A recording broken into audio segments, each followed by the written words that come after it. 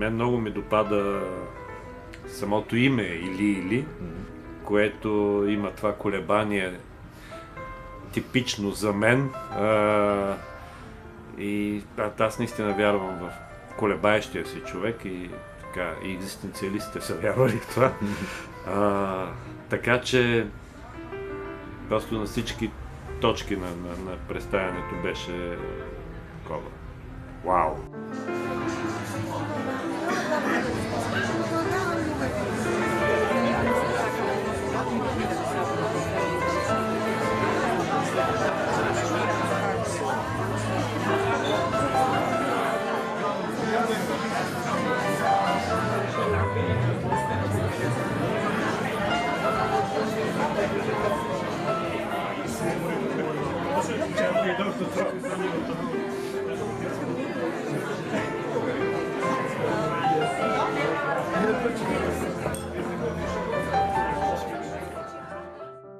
Голема благодарност до програмата Креативна Европа, до издавачката куќа Или што го доближи овој роман. Велат и самите дека тагата е нераскинлив дел од нашиот бит овде.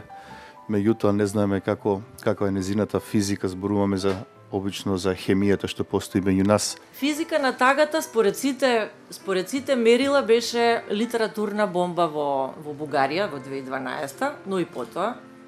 Тагата е организаторот, метафизичкото ткиво кое ја држи физиката на господинов. Тој е копнежот по нешто што не се случило. Ненајдена освестеност за тоа дека животот ни се лизга, дека животот, нештата во него нема да ни се случат. Нам поради некои причини, било да се тоа лични, географски или политички.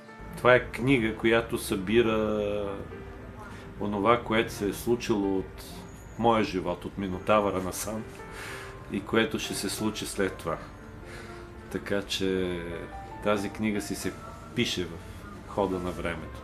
Едно нещо, ние сме шампиони, като говорим за претенциите. България имам предвид, според Economist, и от това също го има в романа.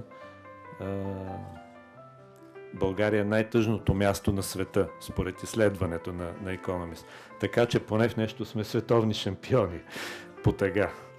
Вистина е дека господинов се обидува да раскаже приказна, да раскаже низа приказни, да раскаже низа фрагменти од приказни.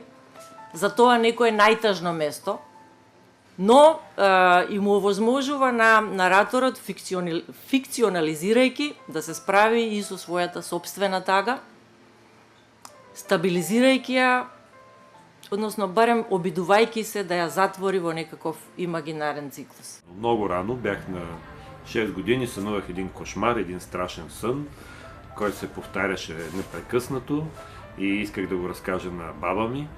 И баба ми каза, не бива да го разказваш, защото ако го разкажеш, той ще се сбъдне. И тогава аз нямаше какво да направя и реших да го запиша. Тък му се бях научил да пиша и с големи грозни криви букви го записах в тефтера на дядо ми. И това беше първото нещо, което записах изобщо.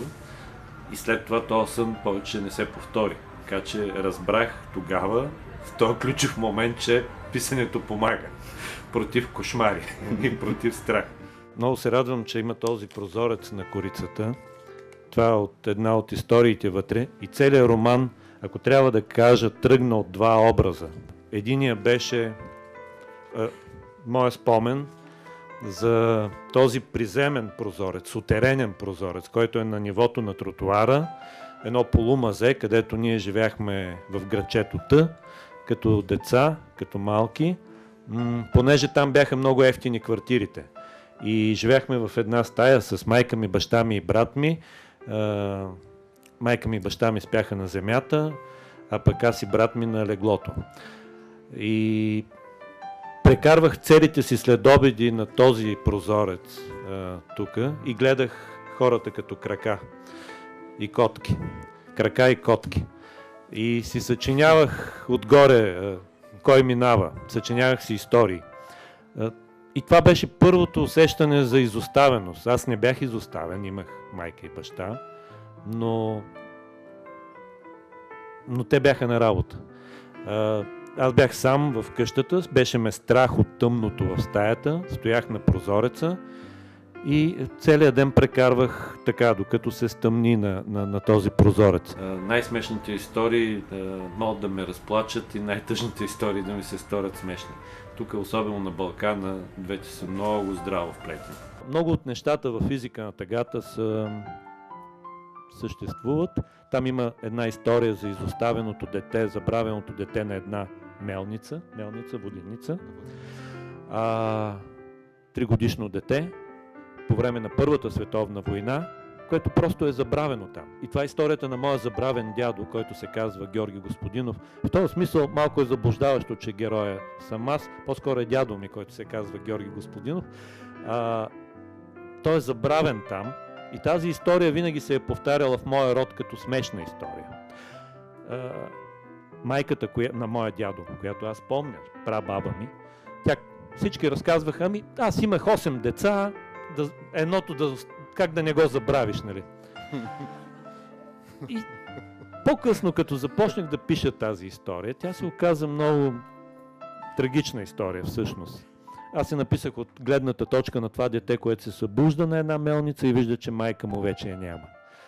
И всъщност една от дъщерите по средата на пътя, каруцата се прибира към селото и една от сестрите на дядо ми се сеща и казва: мамо, забравихме Георги.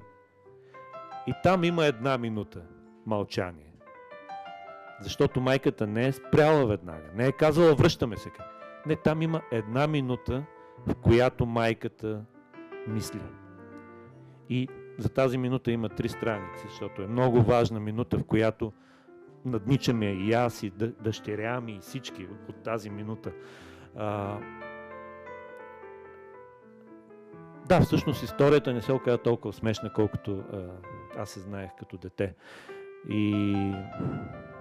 И затова е тази книга. Такива истории има. Истории за неща, които са премълчани, понеже героя вътре е емпат, свръхемпат, който влиза в историите на дядо си, на баща си, на близките хора, през онези пукнатини на тъгата, през премълчаните истории. Ако има нещо, което не разказвате, той влиза и заживява като вампир на историите в тази история.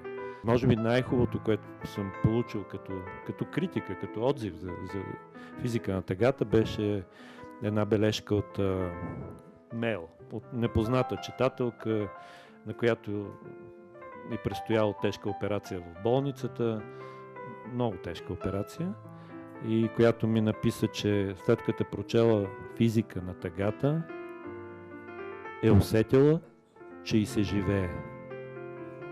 И това е, може да се представите какво е това е най-хубавото, което може да се случи.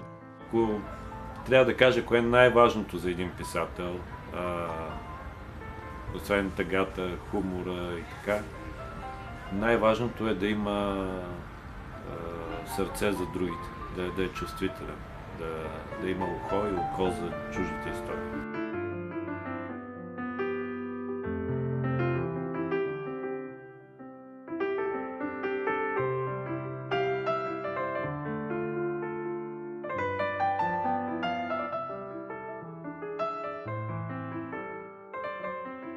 Няколко малки чудеса хубави. Mm-hmm. Това е мястото, където на чаршията вчера следобед, докато се разхождахме, срещнахме Горан Стефановски и мой любим британски драматург Том Стопарт, което само в Скопие може да се случи по такъв хубав начин.